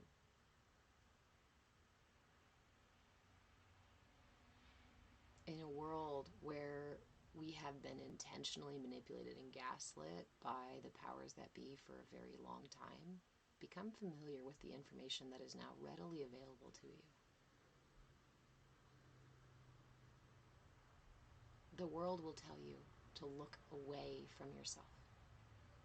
The world will tell you to find home and family and love and trust and support and security and everything outside of yourself. And yet, the seeds for all of those things are stored here in your heart. They're already here, available to you, waiting to be watered. What happens when you water them is you grow a magnificent garden of self. And it cultivates a kind of inner fortitude that doesn't let you be so manipulated externally. It doesn't let you be so push and pulled by other people's energy. It doesn't let you be so quickly pulled off balance by some little bit of information, some little poke, right? Little poke here and there. This world is full of microaggressions, little tiny pokes, little tiny manipulations, micro manipulations, micro gaslighting, all these little tiny things. And sometimes we're even aware of it. I know that marketing is meant to manipulate, right? But somehow I still end up buying the thing I didn't really need. That's about awareness. And it's about trusting yourself to recognize these things and to not be pulled away and pushed around by them. Christina, yep, I'm a 50-year-old teenager. I let my teenager spend like the first 15 years of my adult life traveling. Instead of going, I mean, I went to college too, but I took online courses for a long time. But I traveled for the first 30 years of my life. I mean, I still continued to travel, but that's what I let my teenager do, is go around the world and meet new people. Could we raise our vibration, please? Such a good vibration. The way we do that, right, is each individually do the work, and we can collectively raise the vibration. And the reality is, right, I talked about this the other day. Stuff that there's something shifted. Something shifted a couple years ago. Something shifted really. I thought it was just me, right? I thought it was just my shift, but I'm seeing it everywhere else too. And people saying, yeah, just a couple years ago, this something shifted. The kind of work, this interpersonal work or the inter self work spiritual work, meditation, changing your diet, any of these self-improvement, what have you, they used to feel like it was trudging through mud, like everything was really hard to do, like I had to really work at it and really study at it and really push these practices so that I could, connect with my guides and whatnot. In these past few years, it's almost as if the tide is rising on its own and we are collectively being lifted. The amount of people that I hear more recently that are like, I can't keep operating in the old ways, but I don't know what to do now. That is ascension symptoms. That is the collective frequency raising up and lifting you with it so that you suddenly have these awarenesses of these things that are no longer working for you. This is the prime time to come grab those tools because, the truth is even if you don't have the tools, if you can at least start by building the trust, by meeting yourself. Hi, Trikind, switching around on me. If you can build that trust with yourself and you can meet yourself with curiosity and willingness in each moment, that's the magic. Everything else on top of that is a benefit of that practice. So, we talk a lot in this space about foundational pieces, right? You have an amazing way, Steph Tuff. You gonna share it with us? Go for it. We talk about these foundational pieces, right? We meet ourselves with curiosity and willingness, no matter what comes up within ourselves. We might not be able to do it every time, and that's okay. When you meet yourself with frustration and condemnation, right, and judgment, when you notice that you've done that, meet that part of yourself with curiosity and willingness. As soon as you gain the awareness of what's going on, pause and be curious and willing to just see what's there. This allows us to cultivate an aligned intention. My intention is like my North Star in life. It is aligned with my values, my truth, and where I would like to be headed. And mindfulness allows me to cultivate my attention so that I can keep it on my North Star. Without practice, without cultivation, our attention is like a herd of feral cats, right? It can be all over the place. And God forbid you sit down and ask it to be quiet. But when we practice mindfulness, when we practice that habit, when we cultivate that habit of every single day, like I said, just start with 5 minutes. Add more if you want to. Do less if you can't, if you want to. But every single day, work with this piece of cultivating your attention, of bringing your attention back to an anchor point, to an intention, to a mudra, to a meditation, to something you're staring at, to a visualization, to the sound of your breath, to the feeling of your heartbeat.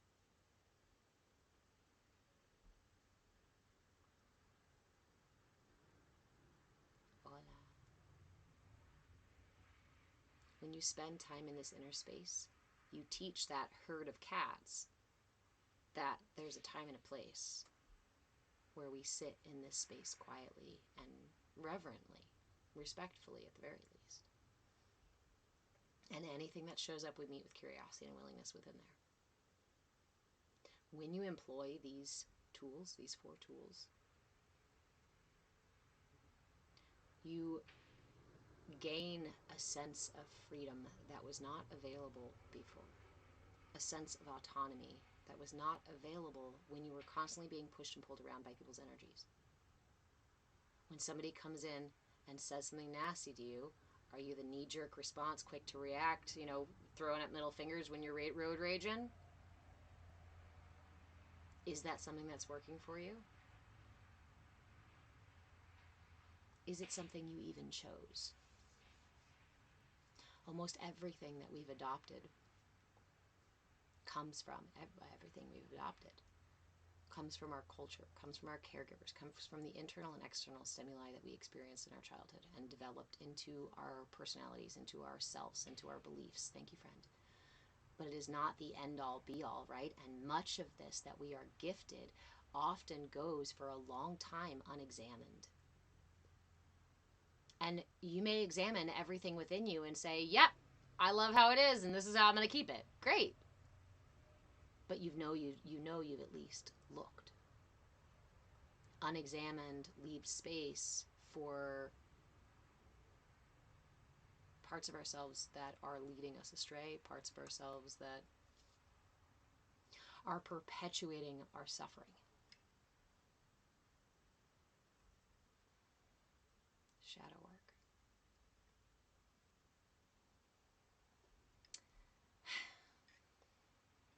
I know I use the term shadow work, we talk about shadow work, but when I'm talking about the internal family, some of it is shadow work, yes, but it's not all. It's family work.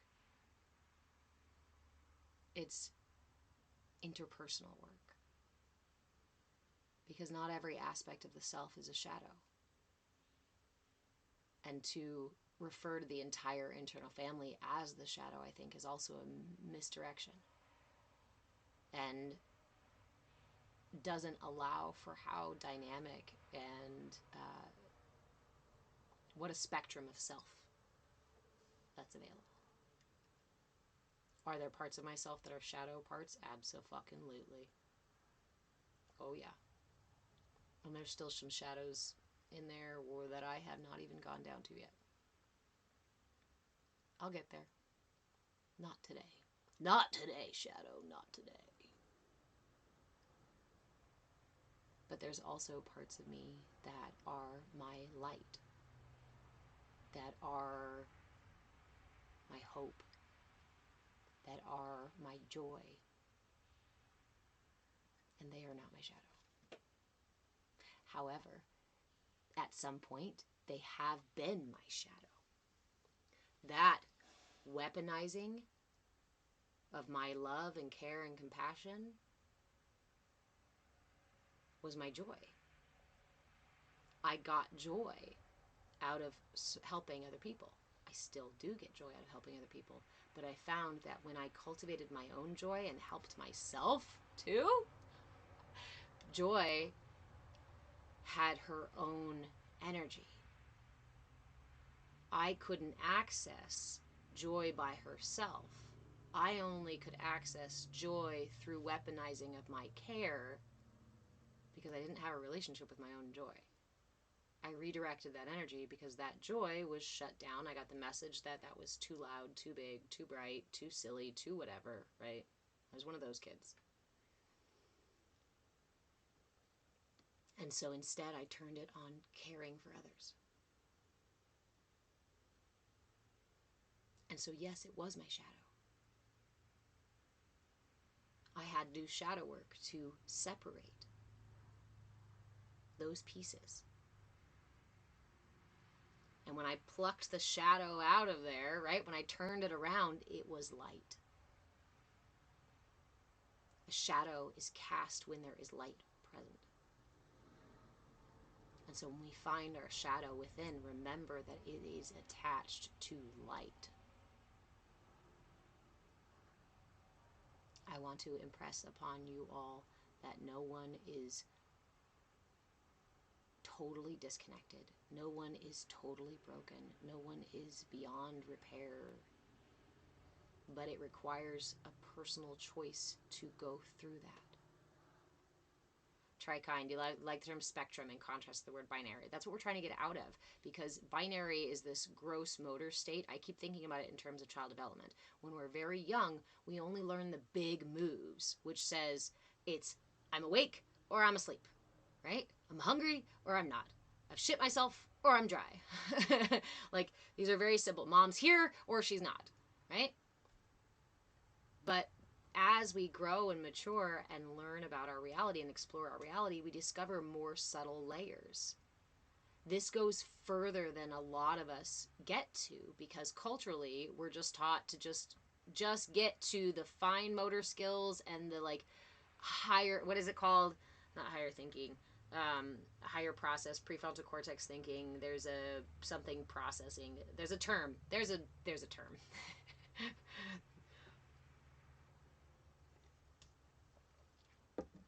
And then we stop there. But the brain is not the wisest part of self. The brain is a tool that developed throughout your life, just like your emotional responses, just like your ego, just like your physical body, just like your gut flora.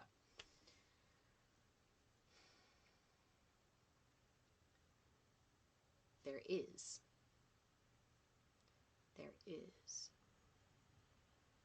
a wiser self within. And for me, because it's my captain, because it's a pirate ship, it's my captain. That captain was not developed through my childhood. That captain has the maps and the compass and knows how to navigate. My ego knows how to grab a hold of the steering wheel, right? My fear knows how to make a fucking U-turn in the ocean and get us out of there. My warrior knows how to go into battle over the tiniest, stupidest little thing. And without a captain, they wreak havoc on my ship. But most of us continue to interact with these finite parts. Ego self, emotional self, cognitive self, triggers, thinking that my brain is the end-all be-all and whatever my brain says is the truth. Brain is just an echo chamber. A library, sort of. Have you tried to look up all the things you want to look up in your library? It doesn't actually keep them sorted very well, does it? The crew members, exactly, Christina.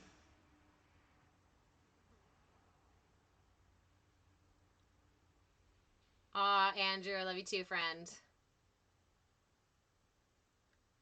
Two Spheres, if you'd like to chat about coaching, feel free to send me a message or to come join us in the Discord.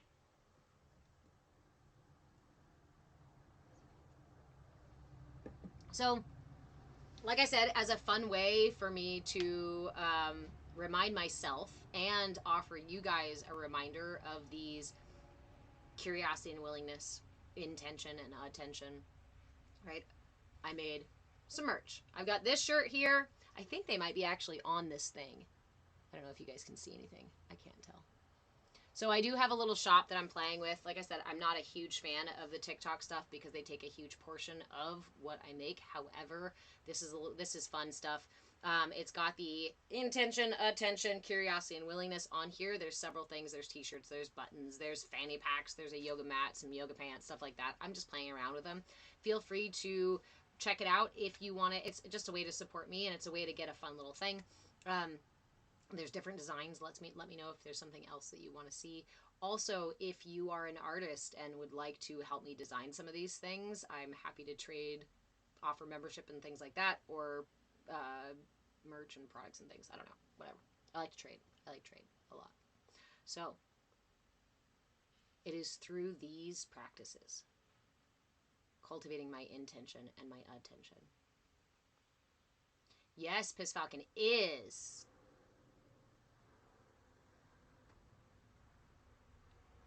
Have them send me a message. Have her send me a message. Design what now?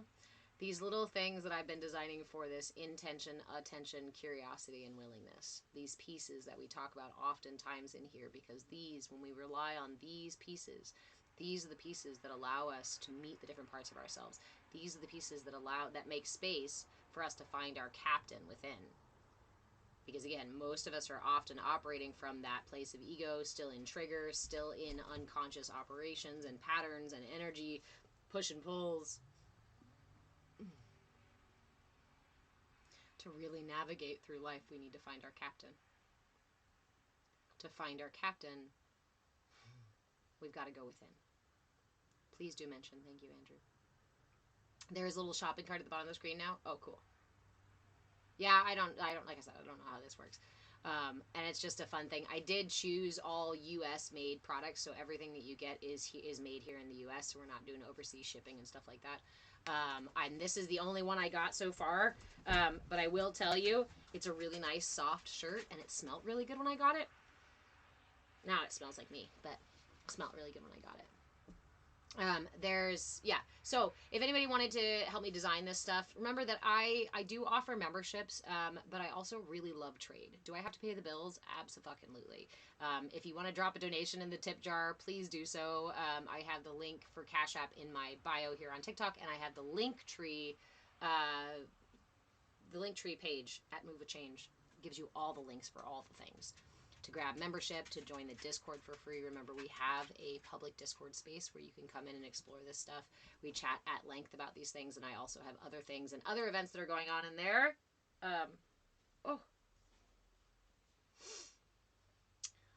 What else? We have a podcast on Spotify. There's a link for that on the Linktree too. But yeah, do I have to get the bills paid? Yes, but I really love trade too. And I am also looking for, so I need a couple of things very seriously. I need a developer to help me build an app. I'm working on a mindfulness app that is a kind of library and practice space, but also designed more like a first person game, like a what are they called? Strategy games, I guess, like your Zelda, right? But this is going to be mindfulness based, and it's going to have all of these different pieces that essentially support and reward you for doing these mindfulness practices. And when you need to access a mindfulness practice, you can access it in there. I'm hoping to be able to do coaching and classes and stuff in that space too. So if anybody knows how to do that, or knows somebody who knows how to do that and would like to trade a membership for that, or otherwise, please reach out to me. I'm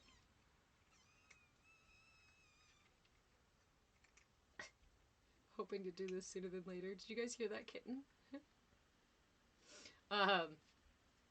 Okay, I need that, and I need a video editor. If somebody has some editing skills and would like to help me edit my content, I have hours and hours and hours and hours and hours of content that needs to be broken up, and I just don't have the time to do it. I am a one-person show back here, so if you have any skills in the way of editing, in the way of moderating, in the way of app building, reach out. Reach out, and we'll see if we can trade. Zelda is the princess, Link is the fighter. Yeah, but the whole game, you know, the game thing, the thing game. Andrew, my editing is really good. I really like editing. That's the problem, is I actually like doing the video editing and stuff like that. I used to do, actually, it was in the 90s. Took my first video productions class where we did editing on, like, you know, 5 big boxy TV screens and these massive boards, editing boards. And that class is what opened my awareness to manipulation, to media manipulation, and the way the media actively manipulates viewers. And this was the 90s, right? So it was not a popular opinion that everybody was laughing about, oh, the TV hurts your brain, oh, video games, yeah, whatever, guys, right? But actually, so I love video editing. Do you remember the vampire movie? Oh, that's right. We did do a showing of the vampire movie I was in. I didn't edit that one, though. However, I do like editing, but to be in line, right, with my truth more and my purpose more, this is what I feel called to do. Is to share the information, is to hold the live classes, is to show you all how adorable this kitten is.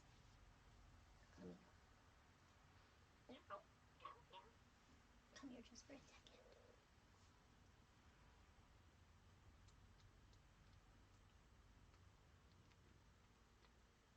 We wouldn't outsource the editing. I know, but I gotta do something. You want a kitten, Andrew? I've got 3 of them, and they need to be rehomed. Sweet. You want 2 of them?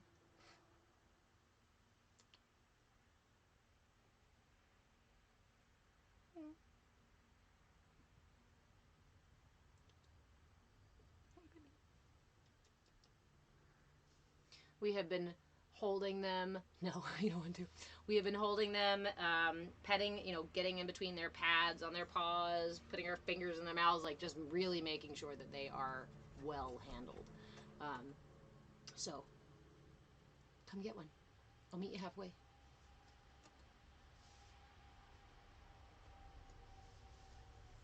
All right, my friends.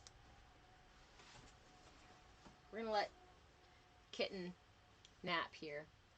Era, I'm in Oregon, remember? Oregon. I always bring cards with me, but I never pull cards. It's just not my jam. Yeah, Pacific Northwest. Yep. Oh yeah.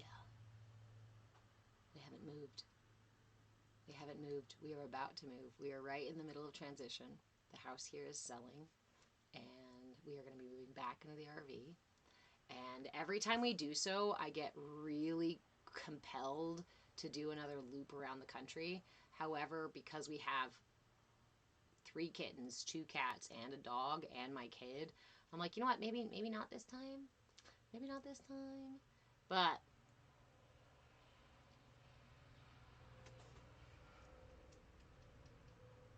I have a lead on a potential piece of property. I am over the moon. I am over the moon about this piece of property. It's here in Oregon. Okay, I don't want to say anything. I don't know what else. I don't know what to say. I have to say anything else. Serenity! Hi, baby! Right, Nova? As you guys know, I am actively working on building, cultivating community, off-grid, living, intentional community kind of stuff. Don't do myself. Oh, don't dox myself. Is it affordable? Yes. Yes. I know it's in 2 days, but you're going to go to that silly fun center, and I can't come with you. Go camping instead, and we'll come with you. So, I am in the process of looking for people to join said community. It is not something that I'm like, hey, everybody just come and land where I am, and we'll see what works out. You from the Oregon coast too? Or nice. You are going camping? Sweet. Tell me if you do. I love the coast. I won't live within more than I have to live within a day's drive to the coast, to the ocean. I've had a couple of offers for jobs and land and communities and stuff like that that would take me inland, and they were really good opportunities, but there is something, and I know I can't be right on the ocean, but there is something about the ocean. There always has been. So if you believe that you have the skills for community, I have been experimenting with communities, staying in other communities, helping build little communities for several years now. And I have a pretty good idea of what I want the structure for community to look like, and how I want because the most important thing, here's the biggest thing that I have noticed over the years about communities, and actually it's I've seen it in the nonprofit world as well, is that people get together with these really good intentions. And for all intents and purposes, it works for a while. There might be some changing guards kind of deal, right? It works for a while. But ultimately, a lot of these structures a lot of these systems end up breaking down because of lack of interpersonal tools. And that saddens me. It's like, that nonprofit was doing an amazing thing. Why couldn't we keep it running? Because the people couldn't keep it together. That community had a really great thing going, but then we couldn't figure out resolution for this or this situation. Perfect. I'll see you then. Totally not. Totally not.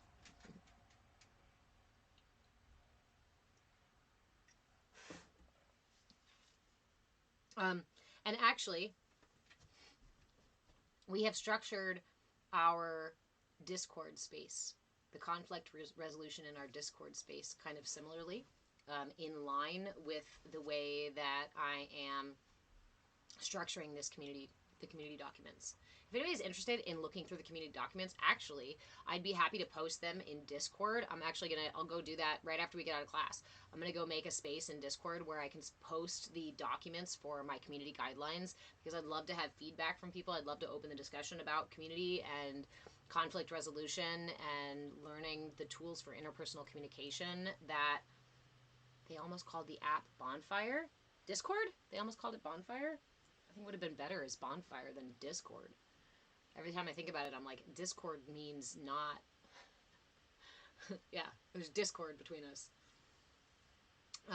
So yeah, link to join the Discord for free is in my link tree. I am at Move with Change on all the platforms. Apparently not all of them, but most of them. Anywhere you hang out, I am Move with Change. But I go live on TikTok, YouTube, and sometimes another platform. Lately, it has been Instagram. But if you'd like to see me live somewhere else, let me know. And I hang out. I spend my time in our Discord. So if you'd like to come spend time with me, explore this information, talk about communities, look at community documents, talk about interpersonal communication, learn tools for nonviolent communication, practice said tools in our voice channel. Essentially, this online space that we're building, yes, part of it is for mindfulness, and part of it is also a space to practice the tools necessary for building community. Because when the larger structures that be start to fail us, we must have community to fall back on. We are not solitary creatures. We are not meant to live forever on our own. We can survive on our own, but we do not thrive on our own.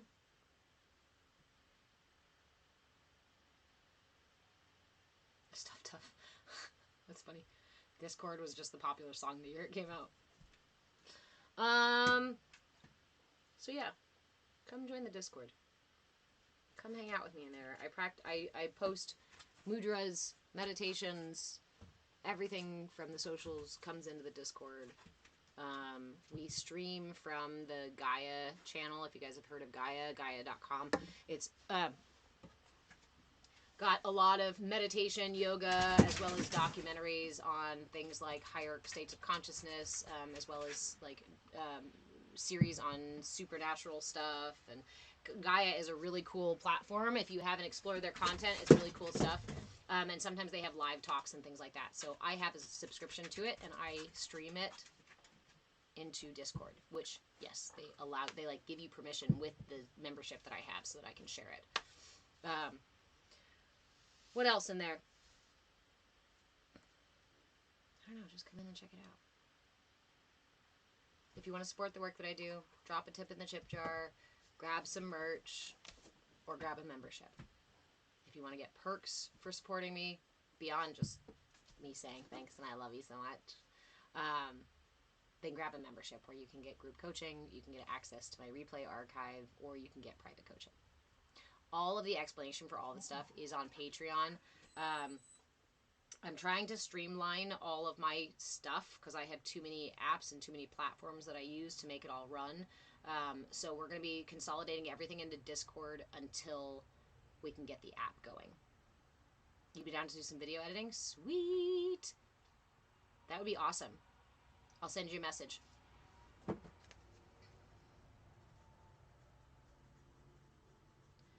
So, again, there is always a schedule posted at the top of my content.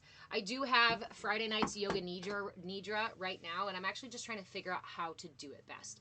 We did last week, or the week before, we did here on TikTok, but Yoga Nidra is something where you've got your eyes closed the entire time. So I'm considering doing it as a podcast, either a live podcast or simply recording the podcast and putting it on my podcast on Spotify. The link for the podcast on Spotify is also on Linktree.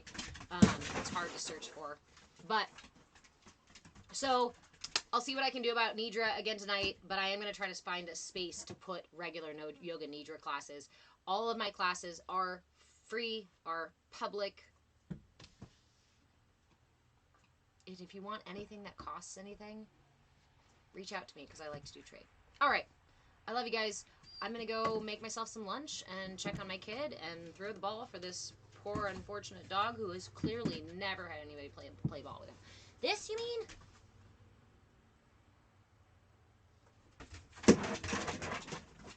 I love you guys so much. Enjoy your Friday, and I will see you in the Discord. Yeah? Okay. Good night, Instagram. I love you. Good night, YouTube. I love you.